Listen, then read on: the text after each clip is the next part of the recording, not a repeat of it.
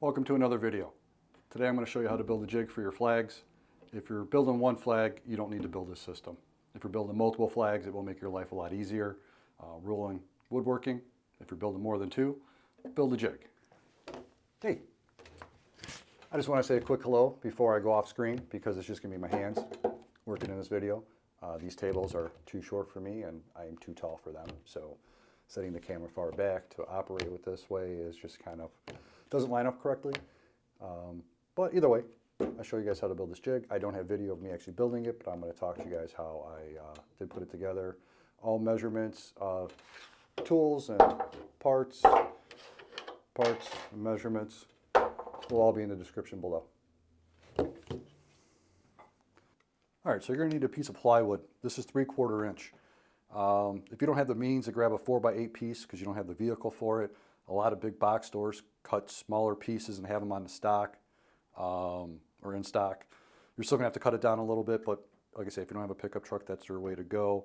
The big box stores by me, they all have the saws there, and I've never ever seen them operating. They always say they're broken ever since they've opened like 20 plus years ago. They've never worked. I think they just don't have people that know how to work them. Anyhow, so this plywood is, what I cut was 40 inches by 24. That leaves me a hangover a little bit on this way and on the top, more important up here. So when I put my metal clamps on, I have something to rest onto. Then for the outside edge, I use select lumber 1x2s, which is 1.5 inches by 3/4 exactly. And make sure that you have a square when you're doing it, because that's the most important part, is you want to make sure your flag is square. So assemble it with a square. Obviously this piece is the length of the plywood, which is 40 inches all the way across. The one on this end I have cut at 21 7/8 basically. That was just a scrap piece I have. There's more room to go flush here, but it's not needed, so I just used what I had. Now all these 1x2s are glued, and then I use my brad nailer with 1.25 inch nails going through. And then this is my top piece for clamping, because you don't want to clamp directly on a flag. The clamp's going to hit here, and then when I have this up here, the clamp's going to grab on this, not the flag itself. And these lines really aren't necessary. What you could just do is bring this down here and draw it out, and these are the back stops. Now the back stops I made 1 3/4 because this is 1.5. That leaves a 1/4 inch push. So when I put my back stops on,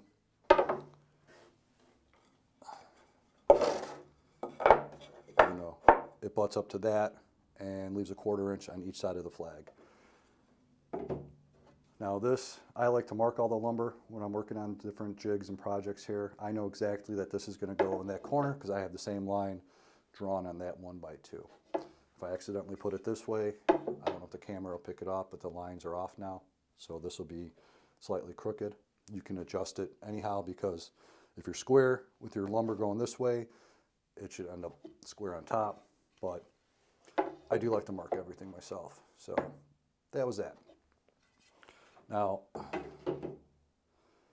for the 1x2s on the bottom, that's what these are actually 2x2s, sorry, not 1x2s, 2x2s.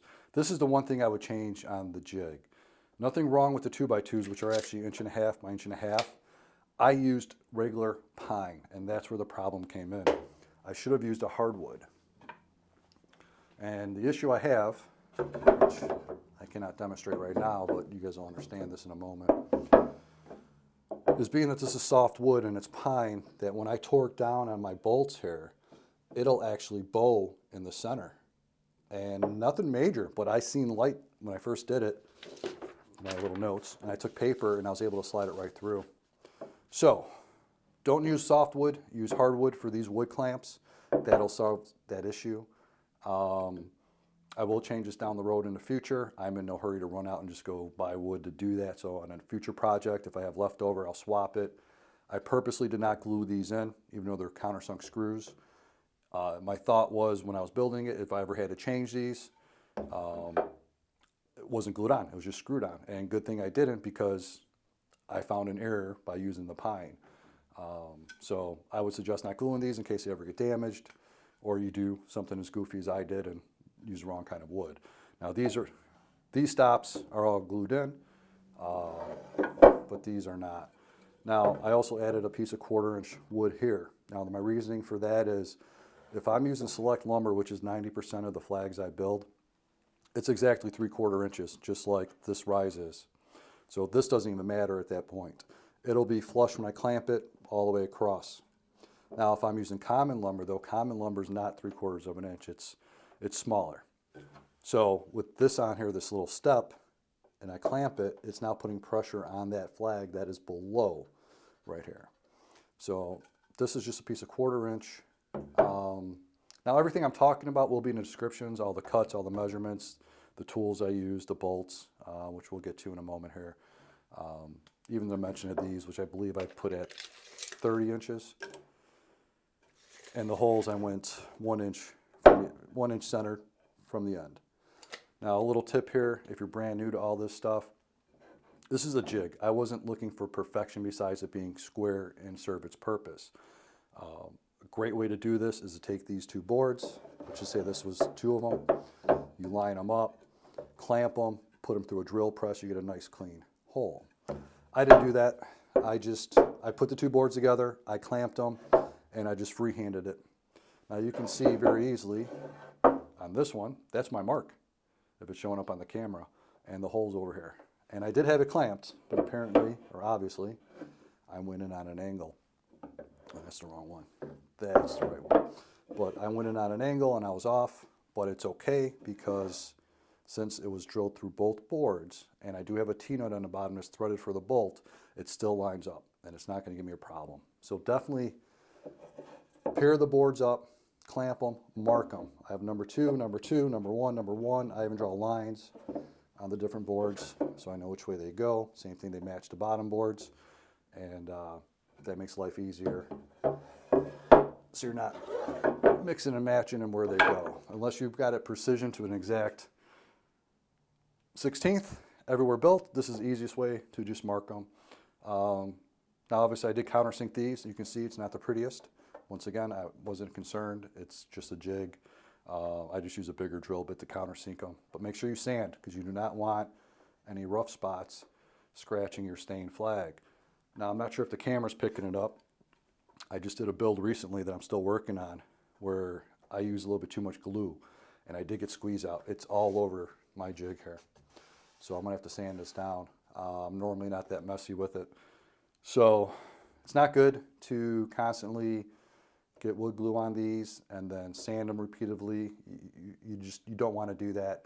So a lot of times people will put down wax paper or like saran wrap and then their flags. So if you do get squeezed out on the front or massive amounts like I did on this one, you don't have to worry about resanding your jig.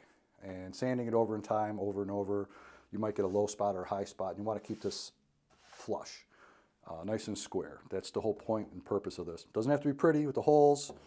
It's just you want it square all the way around and flush so that your build comes out as straight as it can. Now the bolts I'm using, you're going to need 6 bolts, and all this will be in the description below.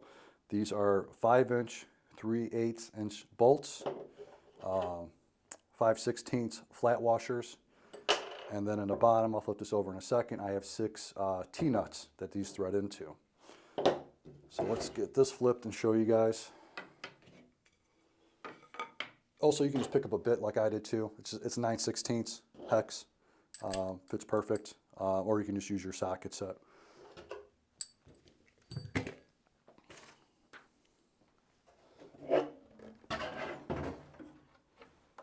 Now on the back of the jig, these are the T-nuts for those aren't not familiar with them.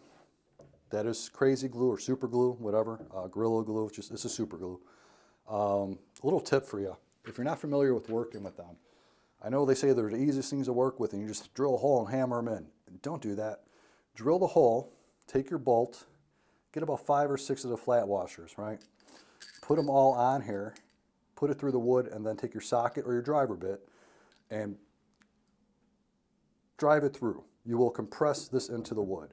And the reason I'm saying don't start out with a hammer is a lot of times people will do that. These prongs are famous for bending, and they're also famous for going in cockeyed. So easiest solution, run your bolt, 5-6 washers, run 10 washers if you want, whatever you have. Basically, you don't want to, you're shortening the thread for yourself, and it will just compress it into the wood. Once it's compressed in, once it starts, put your glue underneath, finish compressing it, and then back this out, take your hammer, and then hammer it the rest of the way. Or you can just completely compress it in with the bolt. But don't start with a hammer. You're going to mess one up for sure, and that's just the way they're built.